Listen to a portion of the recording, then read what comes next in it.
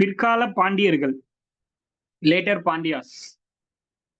இவங்களுக்கு அப்புறம் தான் விஜயநகர எம்பையரே உள்ள வந்திருப்பாங்க. நம்ம அதை முன்னாடியே பார்த்துட்டோம். பிற்கால பாண்டியர்கள். பிற்கால பாண்டியர்களோட வந்து மீட்டெடுத்தவர் யார் அப்படின்னா கடுங்கோன். கடுங்கோன்ங்கிற ஒருத்தர் தான் பிற்கால பாண்டியர்களை மீண்டெழச் செய்தவர் அப்படின்னு சொல்றாங்க. பாண்டிய பேரரசை என்னது களப்பிரர்கள் கிட்ட இருந்து மீட்டெடுத்தவர் தான் யாரு அப்படின்னா இந்த கடுங்கோன் அப்படிங்கிறத சொல்றாங்க. சோ தமிழ் ஆர் இங்கிலீஷ் ரெண்டு பேருமே இப்படியே எழுதிக்கோங்க. பாண்டிய பேரரசை களப்பிரர்களிடம் இருந்து மீட்டெடுத்தவர் அப்படின்னு எழுதிக்கோங்க. Recovered Pandya territory from Kalabhras. யாருன்னா, அதாவது இப்படி கொஸ்டின் கேட்கலாம். பாண்டிய பேரரசை களப்பிரர்களிடம் இருந்து மீட்டெடுத்தவர் யாரு அப்படின்னா கடுங்கோன் அப்படிங்கிற ஒரு விஷயம் தெரியணும். அதுக்கு அடுத்து வந்து பாத்தீங்கன்னா அரிகேசரி மாரவர்மன். யாரு அரிகேசரி மாரவர்மன் அப்படிங்கிறவரு? இவருக்கு அப்புறம் வந்தவர் தான் அரிகேசரி மாரவர்மன் அப்படின்னு சொல்றாங்க. இவரை வந்து கூன் பாண்டியன் அப்படின்னு ஒரு பெயர் சொல்லி கூப்பிடுறாங்க. இவருக்கான இன்னொரு பெயர் வந்து கூன் பாண்டியன் அப்படின்னு சொல்றாங்க.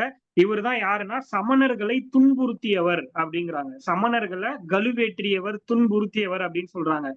ஏன் அப்படின்னா திருஞான சம்பந்தரால இவர் வந்து பாத்தீங்கன்னா, அதாவது சமணத்துல இருந்து சைவ மதத்திற்கு அரிகேசரி மாறி இருப்பாரு அப்படிங்கிற மாதிரி கொடுத்திருப்பாங்க. அதாவது திரு ஞான Sambandar converted Arikesari from Jainism to Saivism அப்படின்னு சொல்றாங்க. அப்படி மாறும்போது என்ன பண்ணிருக்காரு, சமணத்துல இருந்த எல்லாரையும் பயங்கரமா துன்புறுத்தி இருக்காரு. அதாவது எப்படி கூர்மையான ஆணிகள் மாதிரி பெரிய பெரிய கூர்மையான ஒரு இரும்புகள் எல்லாத்தையும் நட்டு வச்சிருப்பாங்க.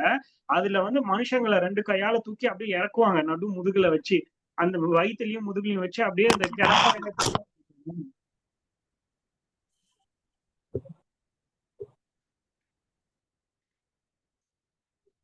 ஓகேவா? சோ இந்த மாதிரி மோசமான நிலைமையில வந்து என்ன பண்ணிருப்பாருன்னா ஜெயினர்கள் எல்லாரையும் துன்புறுத்தி இருப்பாரு இந்த கூன் பாண்டியன். அதனாலதான் அவருக்கு பேரே வந்து சமணர்கள். ஜெயினர்கள் அப்படின்னா சமணர்கள். அதனாலதான் அவருக்கு கூன் பாண்டியன் அப்படிங்கிற பேரே வந்துச்சு. அதே மாதிரி இவரை வந்து இன்னும் திருஞான சம்பந்தர் மாத்தினாரு அப்படின்றத பார்த்திருப்போம். எங்க இருந்து இது ரொம்ப முக்கியம். திருஞான சம்பந்தர் தான் இவரை வந்து ஜெயினிசம்ல இருந்து சைவிசம் அப்படிங்கிறதுக்கு மாத்திருப்பாரு. இந்த பாயிண்ட் ரொம்ப முக்கியம். அதனாலதான் இவருக்கு கூன் பாண்டியன். எதனால? இவர் வந்து அந்த சமணர்களை கழுவேற்றியதுனால, அந்த கூர்மையான இதுல வச்சு எல்லாரையும் கொன்னதுனால, மோசமான நிலையில கொலை பண்ணியிருப்பாரு. அந்த ஒரு பாயிண்ட் ரொம்ப முக்கியம். அரிகேசரி மாரவர்மன்னா கூன் பாண்டியன் அப்படிங்கிற ஒரு பெயர் கொண்டவர், சமணர்களை துன்புறுத்தியவர். அந்த பாயிண்ட் எழுதிக்கோங்க. அடுத்தது திருஞான சம்பந்தரால் சமணத்திலிருந்து சைவ மதத்திற்கு அரிகேசரி மாறி இருக்காரு அப்படின்னு சொல்றாங்க. அப்ப இதை கேட்கலாம். அரிகேசரியை, அதாவது அரிகேசரி மாரவர்மனை சமணத்திலிருந்து சைவத்திற்கு மாற்றியவர் யார் அப்படின்னு கேட்டாங்கன்னா அது திருஞான சம்பந்தர் அப்படிங்கிறது தெரியணும். அதுக்கு அடுத்து ஜட்டில பராந்தக நெடுஞ்சடையன் அப்படின்ற ஒருத்தர் ரூல் பண்ணார். இவருக்கு அப்புறம் அவருடைய இன்னொரு பெயர் வந்து முதலாம் வரகுணன். வரகுணன் 1 அப்படின்னு சொல்றாங்க. முதலாம் வரகுணன். முதலாம் வரகுணன் சொல்லுவோம் இவரை. Donor of Velvikudi plates. அதாவது வேள்விக்குடி செப்பேடுகளை வழங்கியவர். வேள்விக்குடி செப்பேடுகளை வழங்கியவர் யாருன்னா இந்த பராந்தக நெடுஞ்சடையன் அப்படிங்கிற முதலாம் வரகுணன். இவர் தான் வேள்விக்குடி செப்பேடுகளின் கொடையாளின்னு சொல்லுவாங்க. அதான் டோனார். வேள்விக்குடி செப்பேடுகளின் கொடையாளி அப்படின்னு சொல்லுவாங்க. பராந்தக நெடுஞ்சடையன். யாரு வேள்விக்குடி செப்பேடுகளின் கொடையாளினா அது பராந்தக நெடுஞ்சடையன். இவருக்கு இன்னொரு பெயர் முதலாம் வரகுணன் அப்படின்னு சொல்லுவாங்க. சார் ஒன்ஸ் மோர் சொல்லுங்க சார்.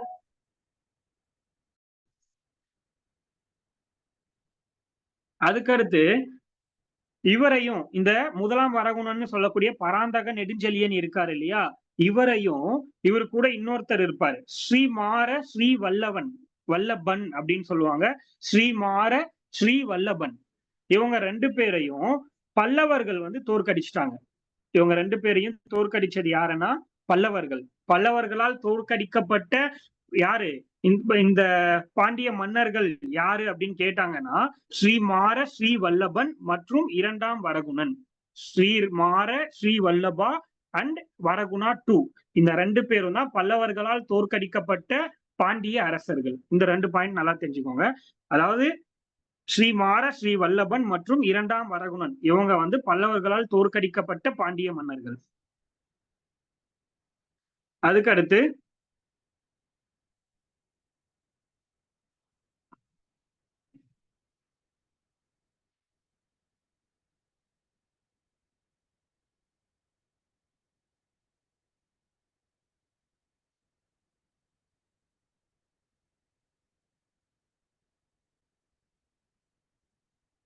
இந்த ராஜசிம்மன் இருக்காரு இல்லையா, ராஜசிம்மன் இவர் வந்து யாரு? ராஜசிம்மன் அப்படிங்கிறவரு பல்லவர்கள் இருந்தாரு இல்லையா, ராஜசிம்மா 2. அவரை வந்து அதுக்கப்புறம் வந்து முதலாம் பராந்தகன் 920ல அது சம்திங் தப்பா இருக்கு ஸ்பெல்லிங். பராந்தகன் 1, பராந்தகா 1.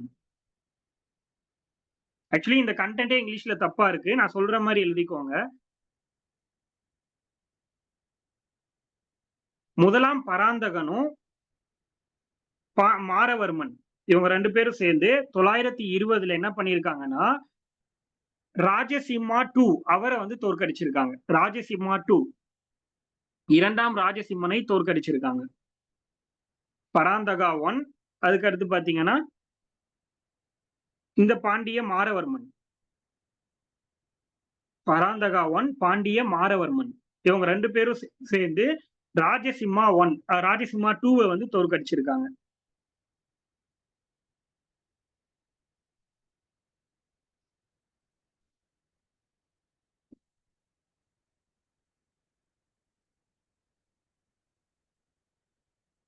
அதுக்கு அடுத்து வந்து பாத்தீங்கன்னா ஆமா,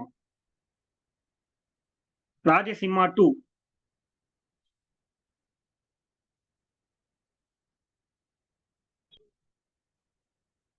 அதுக்கு அடுத்து ரைஸ் ஆஃப் லேட்டர் பாண்டியாஸ். லேபர் இல்லாது லேட்டர் பாண்டியாஸ், அதாவது பிற்கால பாண்டியர்களின் எழுச்சி எப்படி இருந்துச்சு அப்படின்றத சொல்றாங்க இங்க.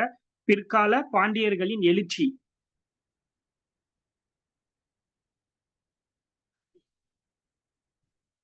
எப்படி இருந்துச்சு அப்படின்னா, பிற்கால பாண்டியர்கள் பொறுத்த வரைக்கும் சோழ அரசர் அதிராஜேந்திரன் இருந்தார் இல்லையா, சோழ அரசர் அதிராஜேந்திரன் நோட் பண்ணிக்கோங்க தெளிவா.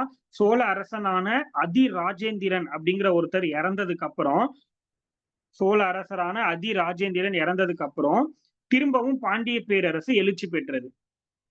சோழ அரசரான அதிராஜேந்திரனுடைய மறைவுக்கு அப்புறம் பாண்டிய அரசு வந்து திரும்பவும் எழுச்சி பெற்றது அப்படின்னு சொல்றாங்க. திரும்பவும் எழுச்சி பெற்றதுக்கு அப்புறம் பாண்டியர்களுடைய தலைநகராக மதுரையும் அவங்களுடைய என்னது துறைமுகமாக காயல், இது 2 இருந்திருக்குன்னு சொல்றாங்க. பிற்கால பாண்டியர்களுடைய தலைநகரம் எதுன்னு கேட்டாங்கன்னா கேபிட்டல் மதுரை, அவங்களுடைய போர்ட் அதாவது துறைமுகம் எதுன்னு கேட்டாங்கன்னா காயல். இந்த காயலுக்கு அதிகமான டைம் வந்த ஒரு வெளிநாட்டு பயணி யாருன்னா மார்க்கோ போலோ. இவர் வந்து வெனிஸ்ல இருந்து வந்தவர், வெனிஸ் நகர பயணி அப்படின்னு சொல்லுவாங்க. அதாவது காயல் என்னும் துறைமுகத்திற்கு 2 முறை பயணித்த, காயல் என்னும் துறைமுகத்திற்கு 2 முறை பயணித்த வெளிநாட்டு பயணி மார்க்கோ போலோ. அதாவது வெனிஸ் நாட்டு பயணியான மார்க்கோ போலோ 2 முறை காயலுக்கு பயணித்த வெளிநாட்டு பயணியான மார்க்கோ போலோ வந்து எந்த நாட்டை சேர்ந்தவர்னா வெனிஸ் நாடு, வெனிஸ் நாட்டு டிராவலர்னு சொல்றாங்க. அதுக்கடுத்து மார்க்கோ போலோ பாண்டியன் கிங்டம் வந்து எப்படி இருந்துச்சுன்னா மிக ரிச்சஸ்டா இருந்துச்சு அப்படின்னு சொல்றாங்க. இருக்கிறதுல எல்லா கிங்டமை விட இவங்களுடைய கிங்டம் தான் ரொம்ப ரிச்சஸ்டா இருந்துச்சு அப்படின்னு மார்க்கோ போலோ ஒரு ரிப்போர்ட் சொல்றாரு. அதாவது பாண்டிய பேரரசே உலகில் செல்வம் மிக்கது அப்படின்னு சொல்லியிருக்காரு மார்க்கோ போலோ. காயலுக்கு வருகை தந்த அப்போ பாண்டிய பேரரசு தான் உலகின் செல்வம் மிக்க பேரரசு அப்படின்னு சொல்லியிருக்காரு. Pandya kingdom richest and most. Pandya பேரரசே உலகின் செல்வம் மிக்க ஒரு பேரரசு அப்படின்னு சொல்லியிருக்காரு. இவர் வந்தப்பதான் வந்து வாசப் அப்படிங்கிறவரு அந்த காயல் துறைமுகத்துக்கு பக்கத்திலேயே வந்து 5000 குதிரைகளை வந்து வளர்த்திட்டு இருப்பாரு அப்படிங்கிற மாதிரி எல்லாம் இவர் சொல்லியிருப்பாரு. மிகச்சிறந்த மாகாணமாகவும் இருந்திருக்கு அப்படிலாம் சொல்லியிருப்பாரு. அதே மாதிரி அதாவது மிகச்சிறந்த மாகாணம் அதெல்லாம் மார்க்கோ போலோ சொன்னது. இப்ப நான் சொல்றேன் எல்லாமே. அதே மாதிரி இன்னொரு பாயிண்ட் என்ன சொல்லியிருக்காங்க, produced most of the gems and beads in the world. அதாவது உலகிலேயே அதிக அளவில் மாணிக்க கற்களையும் உலகிலேயே அதிக அளவுல மாணிக்க கற்களையும் முத்துக்களையும் உற்பத்தி செய்த பேரரசு. உலகிலேயே அதிக அளவில் மாணிக்க கற்களையும் முத்துக்களையும் உற்பத்தி செய்த பேரரசு யாருன்னா அதுவும் இந்த பாண்டிய பேரரசு தான். பிற்காலத்தில் எழுச்சி பெற்ற பாண்டிய பேரரசு தான் உலகிலேயே அதிக அளவில் மாணிக்க கற்களையும் முத்துக்களையும் உற்பத்தி செய்த பேரரசு அப்படின்னு சொல்றாங்க.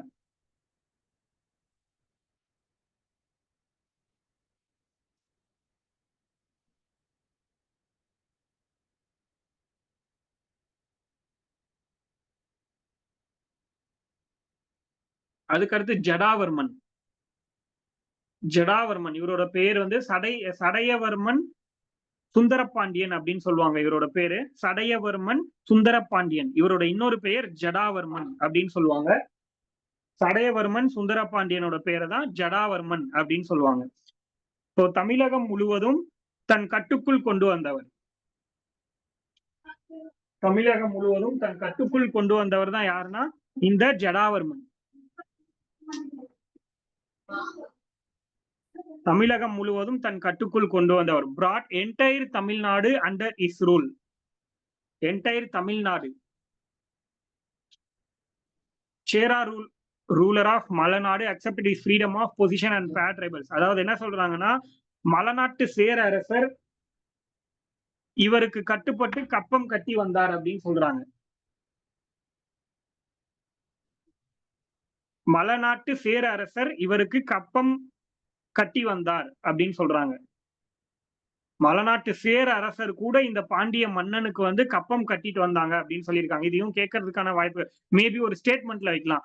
மலைநாட்டு சேர அரசர் வந்து சுந்தரபாண்டியன் ஜடாவர்மன் சுந்தரபாண்டியனுக்கு கப்பம் கட்டி வந்தார் அப்படின்னு ஒரு ஸ்டேட்மெண்ட்ல வைக்கிறதுக்கான சான்சஸ் இருக்கு. அதே மாதிரி கண்ணனூர் போர்ல யாருன்னா சோமேஸ்வரா அப்படிங்கிற ஒருத்தரை டிஃபீட் பண்ணிருக்காரு, தோல்வி அடைய வச்சிருக்காரு அப்படின்னு கொடுத்திருக்காங்க. இந்த இடத்துல ஸ்பெல்லிங் மிஸ்டேக் 2-3 இடத்துல இருக்கு, அதனால நான் சொல்றதை நோட் பண்ணிக்கோங்க. டிஃபீட்டட் சோமேஸ்வரா இன் கண்ணனூர். ஸ்பெல்லிங் அங்க தப்பா இருக்கு, சோமேஸ்வரா அப்படின்னு எழுதிக்கோங்க. டிஃபீட்டட் சோமேஸ்வரா இன் கண்ணனூர்.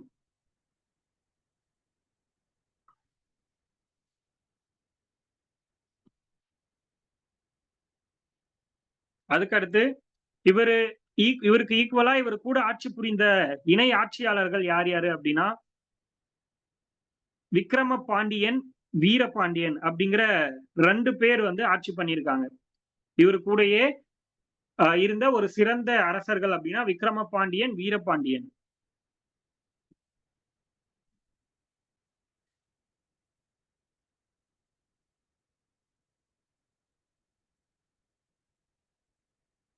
இந்த பாயிண்ட் ரொம்ப முக்கியம். இதுக்கப்புறம் வர்ற ஒரு 2-3 பாயிண்ட் வந்து நல்லா நோட் பண்ணிக்கோங்க. கொஞ்சம் கன்ஃபியூஷன் ஆகுற ஒரு பாயிண்ட் தான் இதெல்லாம். விக்ரம பாண்டியா, வீரபாண்டியா அப்படிங்கிற ஒரு 2 பேர் இருக்காங்க. அதுக்கு அடுத்த பாயிண்ட் என்ன சொல்றாங்கன்னா சுந்தர பாண்டியா மாரவர்மன் குலசேகரன் அதாவது இங்க கிளியரா இல்ல, நல்லா நோட் பண்ணிக்கோங்க. சுந்தர பாண்டியனுக்கு பின்னாடி, சுந்தர பாண்டியனுக்கு அப்புறம் 40 வருஷம், சுந்தர பாண்டியனுக்கு அப்புறம் இப்ப பார்த்தோம் இல்லையா, இந்த சுந்தர பாண்டியன் அவருக்கு அப்புறம் மாரவர்மன் குலசேகரன் அப்படிங்கிறவரு 40 வருஷம் ஆட்சி புரிஞ்சிருக்காரு. சுந்தர பாண்டியனுக்கு அப்புறம் 40 வருஷம் மாரவர்மன் குலசேகர பாண்டியன் ஆட்சி புரிஞ்சிருக்காரு. நல்லா நோட் பண்ணிக்கோங்க. சுந்தர பாண்டியனுக்கு பின் 40 வருடங்கள் மாரவர்மன் குலசேகரன் ஆட்சி புரிந்தார். இந்த பாயிண்ட நோட் பண்ணிக்கோங்க. ஆக்சுவலி இந்த விக்ரம பாண்டியன், வீரபாண்டியன் இவங்க 2 பேரும் யாருன்னா இந்த மாரவர்மன் குலசேகரன் இருக்கான் இல்லையா, அவனுடைய 2 பசங்க தான் அவங்க. கிளியரா? இப்போ மாரவர்மன் குலசேகரன் என்ன பண்றாரு அப்படின்னா விக்ரம பாண்டியனை ஆட்சியாளரா அனௌன்ஸ் பண்ணிடுறாரு. அதாவது இவர் இருக்கும்போது இவருக்கு அடுத்து வந்து விக்ரம பாண்டியன் தான் வந்து ஆட்சி பண்ணணும் அப்படிங்கறத அனௌன்ஸ் பண்ணிடுறாரு. புரியுதா? எனக்கு அப்புறம் விக்ரம பாண்டியன் தான் ஆட்சி புரியணும் அப்படிங்கறத சொல்லிடுறாரு. சொல்லிட்டு அவரு அடுத்த வேலையை பார்க்க போயிட்டாரு. இப்போ இவன் என்ன பண்றான் அப்படின்னா இன்னொருத்த அதாவது இவன் கூட பிறந்த இன்னொருத்த வீரபாண்டியன் அப்படின்னு ஒருத்தர் இருக்கான். இவனுக்கு அதுக்கு பிடிக்கல. தான் இருக்கும்போது ஏன் விக்ரம பாண்டியனை மட்டும் இவர் வந்து இணை ஆட்சியரா உட்கார வச்சாரு அப்படின்னு சொல்லிட்டு என்ன பண்றாரு, இந்த வீரபாண்டியன் போயிட்டு தன்னோட அப்பாவா இருந்த இந்த மாரவர்மன் குலசேகர பாண்டியனை கொன்னுடுறாரு. ஓகேவா? கொன்னுட்டு என்ன பண்றாரு அப்படின்னா இவர் வந்து ஆட்சியை பிடிச்சிக்கலாம்னு நினைக்கிறாரு. பட் இந்த விஷயம் யாருக்குன்னா விக்ரம பாண்டியனுக்கு பயங்கரமான கோபத்தை தூண்டுது. அதுக்கப்புறமா இவர் என்ன பண்றாரு, 2 பேருக்கும் இடையில ஒரு போர் நடக்குது. அந்த போர்லயும் வீரபாண்டியன் தான் வின் பண்றாரு. வீரபாண்டியனை வின் பண்ணிட்டு அதுக்கப்புறம் சுந்தரபாண்டியனும் அவர்கிட்ட இருந்து தப்பிச்சு ஓடி போயிடுறாரு. விக்ரம பாண்டியனை கொன்னுடுறாரு. வீரபாண்டியன் தப்பிச்சு ஓடி போயிட்டு டெல்லியில அலாவுதீன் கில்ஜி கிட்ட வந்து அடைக்கலம் புகுந்துடுறாரு. அவ்வளவுதான் இந்த கதை. சோ புரியுதா? இவர் என்ன பண்றாரு, விக்ரம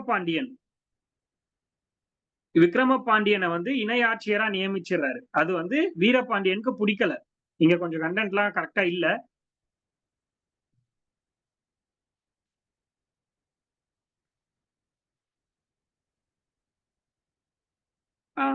சோ விக்ரம பாண்டியனை அப்பாயிண்ட் பண்ணது வீரபாண்டியனுக்கு பிடிக்காதனால தன்னோட அப்பாவான மாரவர்ம குலசேகரனை கொன்னுடுறாரு. இது புக்ல உங்களுக்கு புரியாது, அதனால கரெக்டா நோட் பண்ணிக்கோங்க. மாரவர்மன் குலசேகரனை வீரபாண்டியன் கொன்னுடுறாரு. இதை பார்த்து விக்ரம பாண்டியனுக்கு வந்து கோபம் வந்து விக்ரம பாண்டியன் வந்து அவர் கூட போருக்கு போறாரு. சுந்தர பாண்டியனும் விக்ரம பாண்டியனும் சேர்ந்து போருக்கு போறாங்க. அப்ப போகும்போது அதுல வந்து வீரபாண்டியன் விக்ரம பாண்டியனை கொன்னுட்டு ஆட்சிக்கு வந்துடுறாரு. அதை பார்த்து பயந்து ஓடி போய் சுந்தர பாண்டியன் என்ன பண்றாரு அப்படின்னா டெல்லியில அலாவுதீன் கில்ஜி கிட்ட போய் அடைக்கலம் புகுந்துடுறாரு. அதோட முடியுது. அதுக்கப்புறம் தான் வந்து மாலிக் காபூர் அப்படிங்கிறவர் மதுரைக்கு படையெடுத்து வர்றாரு. புரியுதா? மாலிக் காபூர் படையெடுப்பு அலாவுதீன் கில்ஜியோட பீரியட்லயே மாலிக் காபூர்னு ஒரு திருநங்கை வந்து தமிழ்நாட்டுல மதுரைக்கு படையெடுத்து வருவாருன்னு படிச்சிருக்கோம். ஞாபகம் இருக்கா? இதுதான் வந்து கங்காதேவியுடைய மதுரா விஜயம் அப்படிங்கிற நூல்ல வந்து எக்ஸ்பிளைன் பண்ணிருப்பாங்க. ஓகே, நான் திரும்ப சொல்றேன், நல்லா நோட் பண்ணிக்கோங்க. ஃபர்ஸ்ட் இவர் இருக்கார் இல்லையா, யாருன்னா இந்த சுந்தரபாண்டியன், அதாவது சடையவர்மன் சுந்தரபாண்டியன் அல்லது ஜடாவர்மன் அப்படின்னு ஒருத்தர் ரூல் பண்ணிட்டு இருக்காரு. தமிழ்நாட்டை ஃபுல்லா தன்னுடைய ஆட்சிக்கு கீழே கொண்டு வந்தவர். ஓகேவா? இவருக்கு துணை ஆட்சியர்களா 2 பேரை நியமிக்கிறாங்க. ஓகேவா? அந்த 2 பேர் யாருன்னா விக்ரம பாண்டியன், வீரபாண்டியன். புரியுதா? விக்ரம பாண்டியன், வீரபாண்டியன், இந்த 2 பேரை நியமிக்கிறாரு. ஓகேவா? இவரோட இணை ஆட்சியாளர்கள். இப்போ இவங்களுக்கு அப்புறம் யாருன்னா இந்த ஜடாவர்மனுக்கு அப்புறம் சுந்தரபாண்டியன் அப்படிங்கிறவரு அவரு இடத்துக்கு வந்து ஆட்சி பண்றாரு. 40 வருஷம் வந்து ஆட்சி பண்றாரு. இவரு மாரவர்மன் குலசேகரன் வரார். இவர் ஆட்சி பண்ணிட்டு இருக்கும் போது புரியுதா, சுந்தரபாண்டியன் வந்து அதாவது சடையவர்மன் சுந்தரபாண்டியன் அவருதான் ஜடாவர்மன். அந்த பாயிண்ட் நல்லா புரிஞ்சுக்கோங்க. அவர் வந்து என்ன பண்றாரு, அவருக்கு அப்புறம் மாரவர்மன் குலசேகரன் அப்படின்னு ஒருத்தர் வராரு. இவரு முன்னாடி இந்த சுந்தரபாண்டியன் பீரியட்ல ஆட்சி புரிஞ்சவர் தான் யாருன்னா விக்ரம பாண்டியனும் வீரபாண்டியனும் இணை ஆட்சியாளர்களா இருந்தவங்க. இந்த பாயிண்ட நல்லா நோட் பண்ணிக்கோங்க. அதுக்கப்புறம் சுந்தரபாண்டியன் இறந்ததுக்கு அப்புறம் மாரவர்மன் குலசேகரன் வந்து மெயின் ஆட்சி பொறுப்புக்கு வந்துடுறாரு. இப்போ இவர் என்ன பண்றாரு, விக்ரம பாண்டியனை வந்து இணை ஆட்சியரா வச்சுட்டு வீரபாண்டியனை ரிமூவ் பண்ணிடுறாரு. அப்படி வச்சுக்கலாம். ஓகேவா? இது வந்து வீரபாண்டியனுக்கு பிடிக்காததுனால தன்னோட அப்பாவான யார மாரவர்மன் குலசேகரனை கொன்னுடுறாரு. அது பிடிக்காததுனால இந்த அப்பாவை கொன்னுட்டாருன்னு சொல்லிட்டு கோவப்பட்டு விக்ரம பாண்டியன் என்ன பண்றாரு அப்படின்னா இவர்கிட்ட போருக்கு போறாரு. அதாவது முன்னாடி ஆட்சி புரிஞ்ச சுந்தர பாண்டியனும் இந்த வீரபாண்டியனும் ஒன்னா சேர்ந்து என்ன பண்றாங்க அப்படின்னா விக்ரம பாண்டியனுக்கு ஆப்போசிட்டா போர் புரிய போறாங்க. அந்த போர்ல வீரபாண்டியன் விக்ரம பாண்டியனை கொன்னுடுறான். இந்த இடத்துல பயந்து ஓடி போய் சுந்தரபாண்டியன் என்ன பண்றாரு அப்படின்னா எங்க போயிடுவாருன்னா டெல்லியில அலாவுதீன் கில்ஜி கிட்ட போயிடுறாரு, அடைக்கலம் புகுந்துறாரு. அதுக்கப்புறம் வந்து இந்த வீரபாண்டியன் வந்து ஆட்சி பண்ணிட்டு இருக்காரு. இப்போ அலாவுதீன் கில்ஜி கிட்ட போனாரு இல்லையா, அவருக்கு எப்படியாவது வீரபாண்டியனை டிஃபீட் பண்ணுங்கிறது தான் ஐடியா சுந்தரபாண்டியனுக்கு. இப்ப என்ன பண்றாங்க, டெல்லியில இருந்து அலாவுதீன் கில்ஜி என்ன பண்றாருன்னா மாலிக் காபூர் அப்படிங்கிற ஒரு திருநங்கையை படையெடுத்து அனுப்புறாரு மதுரைக்கு. அங்க போயிட்டு மதுரையில இந்த வீரபாண்டியனை கொன்னு அங்க இருக்கக்கூடிய மிகப்பெரிய அளவுல திரைப்பொருள்கள் எல்லாத்தையும் அவர்கிட்ட இருந்து வாங்கிட்டு வந்து அந்த நாட்டையே அழிச்சிட்டு வந்தவர் தான் யாருன்னா இந்த மாலிக் காபூர். இவர் ஒரு மிகப்பெரிய திறமைசாலி, திருநங்கையா இருந்தவர், ஒரு விலைக்கு வாங்கப்பட்ட ஒரு அடிமை. மாலிக் காபூருங்கிறவர் அலாவுதீன் கில்ஜியால் வாங்கப்பட்ட ஒரு திறமை மிக்க படையெடுப்பாளி அப்படின்னு சொல்லலாம். எங்க போருக்கு போனாலும் வின் பண்ணிட்டு தான் வருவாரு. அதுவும் சாதாரணமா கிடையாது, மிகப்பெரிய அளவுல வின் பண்ணிட்டு வருவாரு அப்படின்னு சொல்லிட்டு இவருக்கு ஒரு பெரிய பெயரே இருக்கு. சோ இவ்வளவுதான் இதோட இவங்களுடைய டைனஸ்டி முடியுது. இந்த கடைசி பார்ட் தான்